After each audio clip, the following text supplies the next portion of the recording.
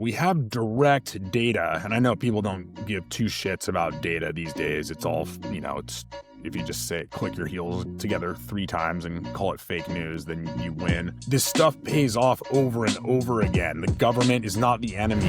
It's one of the lowest overhead federal programs ever built. We talk about like government bloat, and Doge was in the news this year, which I could go on a rant about how much of a dog and pony sideshow Doge was, but that's all they talked about, right? Government bloat and wasted money. When it comes to Snap, less than 10 cents of every dollar goes to admin. So what does that mean? The other 90 plus cents are going to direct assistance. That's pretty incredible efficiency. What we're watching right now is total hostage government. We're okay with letting families starve in order to make a budget point. And if your negotiation tactic depends on a 7-year-old not being able to have breakfast before he goes to class in the morning, shame on you. Like you've completely lost the plot of what this country is about. Ladies and gentlemen, this is the Saucetown Investor Podcast. I'm your host, Matt Cox. I want to start you off with a story today. I was planning this episode and I wasn't even planning to include this until I saw it on Instagram today, and it came from a guy I know. I'm not going to share his name because it's up to him if he wants to share it, but he's a very successful real estate investor that I know and have known for a number of years now. And he shared a story about how 14 years ago, his business collapsed. It was right a little bit post great financial crisis, and he went in to a personal bankruptcy. He had no money, and he was eligible for SNAP benefits, otherwise known as food stamps. And his initial instinct was basically one of pride, that he didn't want handouts, that use the term handouts. He didn't want any part of it. It felt shameful. And his wife at the time convinced him that, no, this is what this program is here for. We should use this. This is what the money's allocated for. This is how a social safety net works in America. And he ultimately came around to it, and he did go on those SNAP benefits for the time that he needed them while he got back on his feet. And like I said, he's incredibly successful today. And that's where this story takes us is, there's a whole moral argument here, of course, but SNAP benefits are an investment. And he brought up the point that whatever amount he got in food stamp benefits during that time, he's paid it back 100 times over in the amount of taxes he has paid because of the income that he makes today. And he's given back in the way that he's developed properties for people to live in. And so the point here is he needed it at that time. He stayed on it long enough, got back on his feet, and now it's paying back to society over and over. And I don't know why we have this attitude. It's like it's cool in America right now to just blindly say the government wastes everything. We shouldn't pay any taxes. If the government spends it, it's a waste. I don't really know why, but it just is. And it's bizarre to me because we have, and we'll get into more of this later, we have direct data. And I know people don't give two shits about data these days. It's all, it's if you just say click your heels together 3 times and call it fake news, then you win. But this stuff pays off over and over again. The government is not the enemy. If you want, look, where do you think NASA came from? Where do you think the internet came from? Where do you think our military that defends this country and lets us live the lives we want came from? It comes from taxes that are allocated by the government, and SNAP benefits are no different. If corporations quote unquote waste money all the time, and we write it off to, they're taking big swings, creative destruction, move fast and break things, all those corporate catchphrases. No one says that when it's the government. But the government's not moving fast in breaking things in this instance. They're giving money to kids, and yesterday, it's kind of depressing. I posted on Facebook, and the post is a picture that just says 1 in 5 kids rely on SNAP. And I put a caption, November 1st, this gets cut off. We will see if our government cares. No mention, nothing partisan. Didn't make any mention of Republicans, Democrats, any the president, any of that. That's all I posted. And some of these responses, I had a guy, they should just go on top ramen for a month, get it together. That was a real response. I had another guy, I'm reading it right now, get a job and go work. It's very simple. It's a stepping stone, which is why it's assistance. I grew up with EBT and even had it when I was younger, blah, blah, blah. I got it together and figured it out. Treating people like victims is why people accept acting like it rather, I don't know what he's saying, but basically look at me, everybody's victims. And guys, I'll put it out there. There are people that have victim mentality and it drives me insane. People that frankly are not victims. Kids that cannot provide for themselves and can't get food, those are victims. That's what a victim is. They were born into these circumstances. Their parents can't provide them with food. That's what a victim is. And so I, responded, got it. I'll let all the third graders know they need to get jobs and quit acting like victims. Really smart stuff there. And then, there's other people, they're like, let's ask this question. Why are 20% of children on food stamps? And I don't know, it's a valid question, but honestly, right now, I don't give a shit. As I record this on Halloween Friday, tomorrow, this stuff gets cut off November 1st. This episode will come out on Monday. I don't care. I don't want to talk about the bigger conversation right now. I would love to find a long-term solution to this. In the short term, my preference is that kids don't starve. So I'm not really interested in your, theoreticals and, what does this actually mean conversations. It's not the time. Okay. So off my soapbox a little bit, let's get into a bit more of the meat of the episode. And today we're talking about food and what happens when the federal government turns 42 million Americans into essentially bargaining chips. So we've been told, just to recap the facts, SNAP benefits might not go out on November 1st. That's tomorrow, thanks to the government shutdown. 42 million people. Families, kids, seniors, they could all wake up tomorrow with an empty balance on their EBT. So we're going to talk a little bit about how SNAP started, who it helps, what the shutdown is doing to the program, why it's good economics to give people this assistance. And then I'm going to unleash a little bit.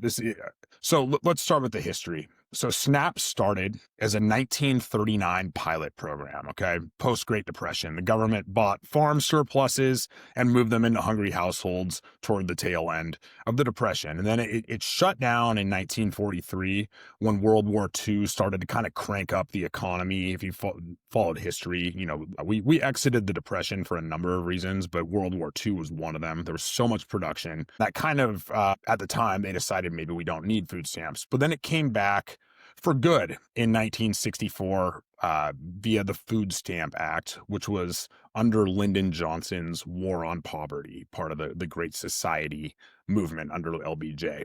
And then in the 70s, Senators George McGovern and Bob Dole, that's right, that Bob Dole, who for those that remember, ran against Clinton in 1996. He's still alive, I believe. He was old in 96 when he ran. I think he's like 100 now.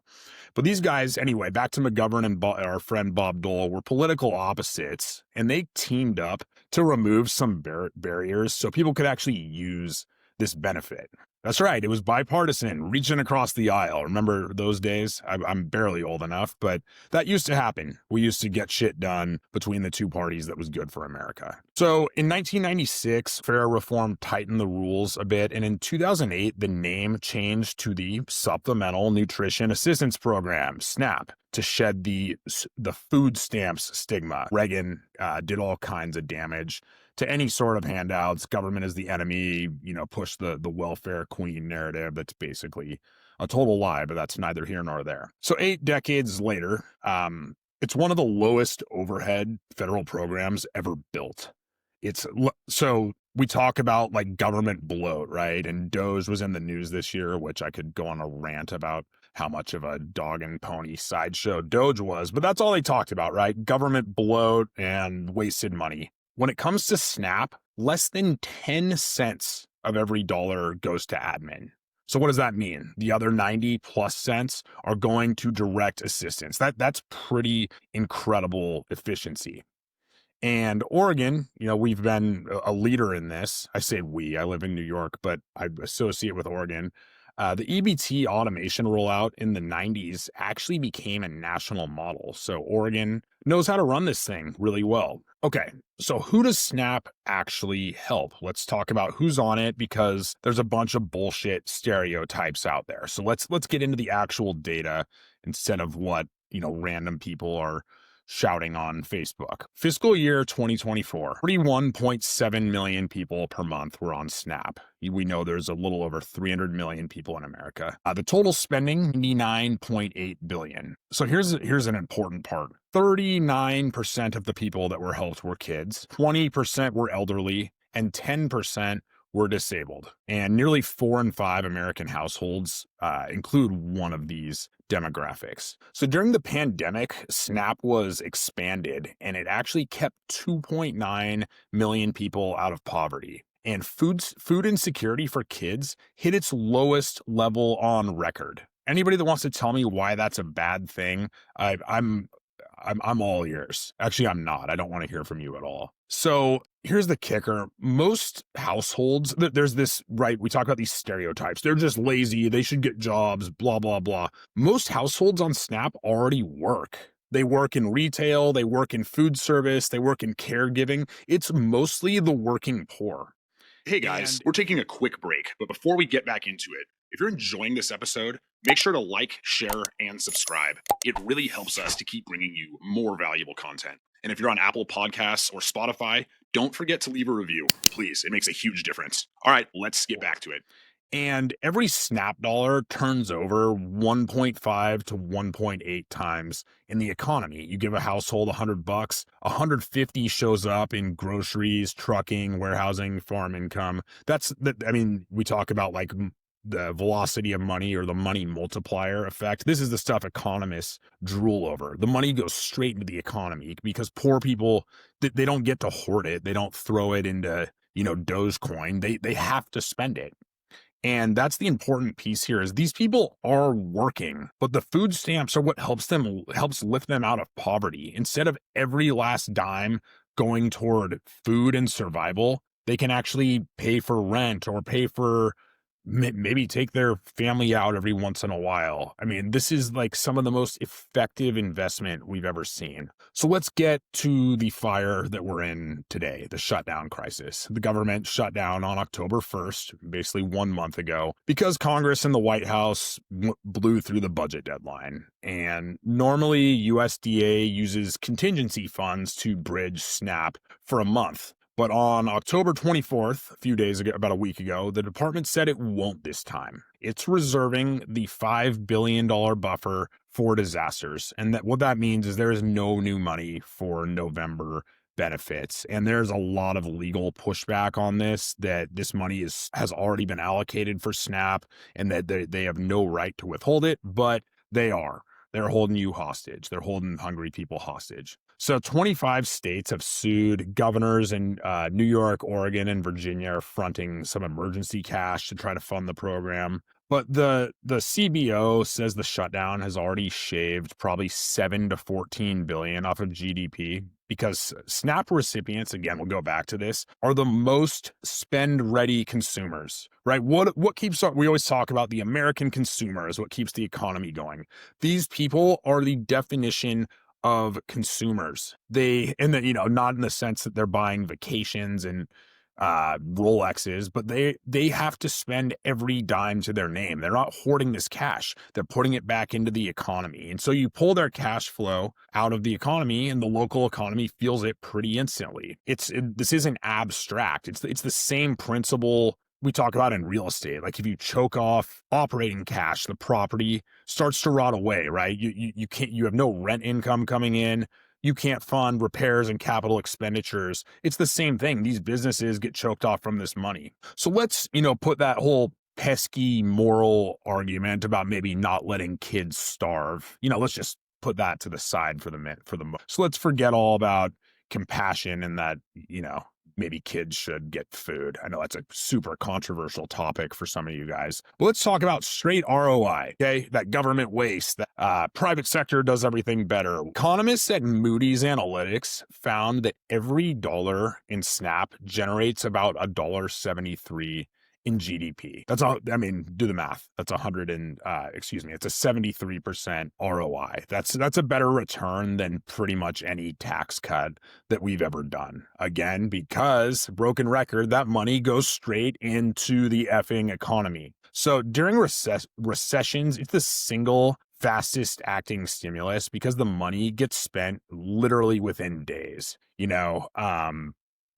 Tax breaks for the wealthy. And guys, I'm not you've read my stuff, you've listened to this podcast. I'm not one of these eat the rich people. I aspire to be very rich. I make no secret about that. But the point I'm making is that tax cuts for the rich are not going into the economy this quickly. They're that's a whole nother podcast. But this stimulus, that's what SNAP is. It's a form of stimulus. It supports grocery jobs, trucking, farming, packaging, logistics, et cetera, et cetera. And so you can almost think about SNAP, we call it assistance. It's almost a misbranding. It's kind of national scale cash flow investing. Okay, predictable inflows, immediate velocity of money, and there's no trickle down delay. We don't have to wait for, the top makes all this money and the corporate, our stocks go up and then we start to spend it slowly. There's no delay here. And so it's also counter-cyclical. When the economy dips, SNAP expands automatically, right? Because people lose jobs and have less money and more people qualify for it. And so what it does is it keeps demand afloat without having to wait around for Congress to pass some sort of stimulus bill. It's a built-in stabilization mechanism, like automatic property reserves, right? We talk about, I come back to real estate sometimes. We keep money in reserves for a rainy day. That's kind of what SNAP is for the economy. We don't want nobody, again, put the moral argument to the side, which is an important one, but nobody wins when people are dropping into poverty. It's the data shows they end up needing more medical care. They need more assistance in other ways. They're not able to get back on their, like our story at the beginning of this about my buddy, like they're not able to get back on their feet as quickly and they just fall into this doom loop because they can never get ahead. And SNAP gives them that government safety net, which I know is a buzzword to you guys that you don't like sometimes. But I mean, this stuff, not having food stamps for kids, this is like third world banana republic bullshit. Like, this is not how a functioning society works.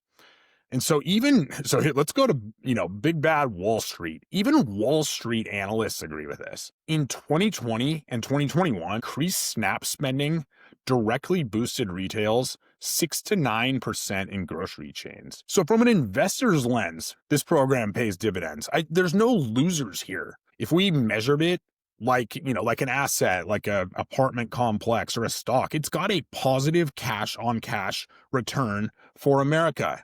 And what does that mean? Every dollar that goes in spits out more than $1. In fact, it spits out $1.73 in GDP, like we mentioned previously.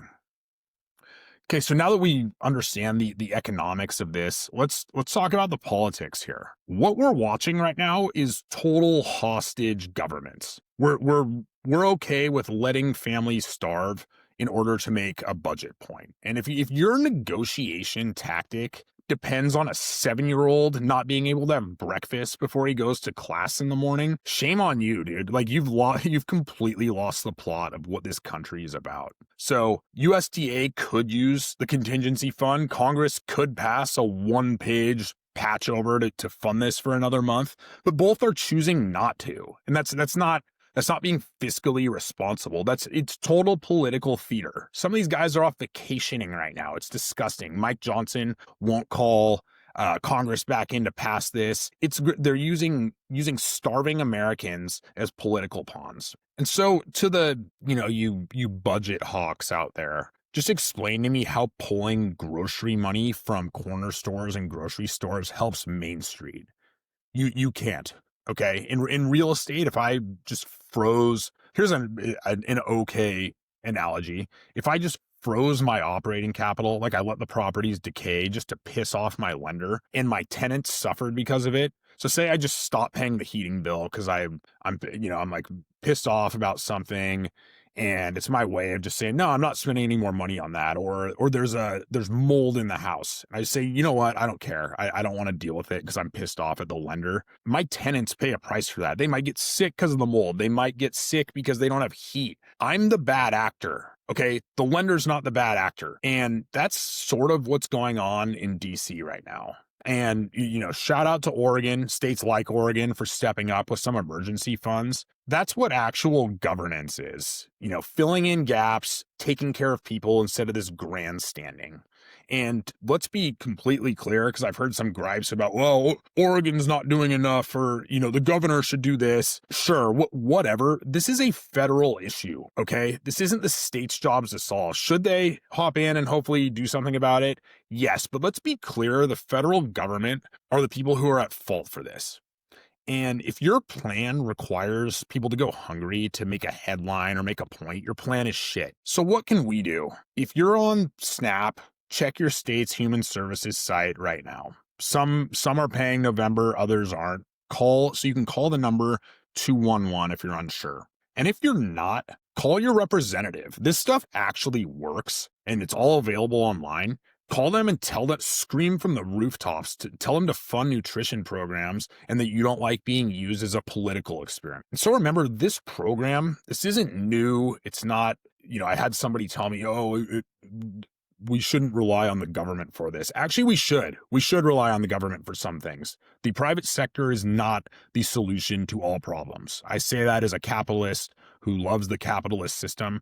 The private sector is not the solution to all problems. So remember, this program was born in 1939 to fight hunger, and at the time to support farmers as well. 86 years later, we're still fighting this stuff, and right now it's more against a gridlock than a farm drought. So SNAP works, period. It's the morally right thing to do, but it's also just a wise investment. There's very few places we allocate money that have a better ROI than what SNAP does. It's moral and it's profitable. It feeds families, it stabilizes markets, it strengthens local economies, and that's the kind of investment that any sane first world functioning democracy would double down on.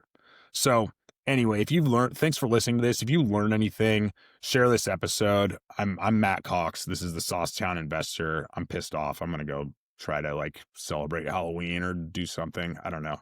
Thanks, guys. That is a wrap for today's episode. Thanks for tuning in to the Saucetown Investor. If you got value from this, drop us a comment and let us know your thoughts.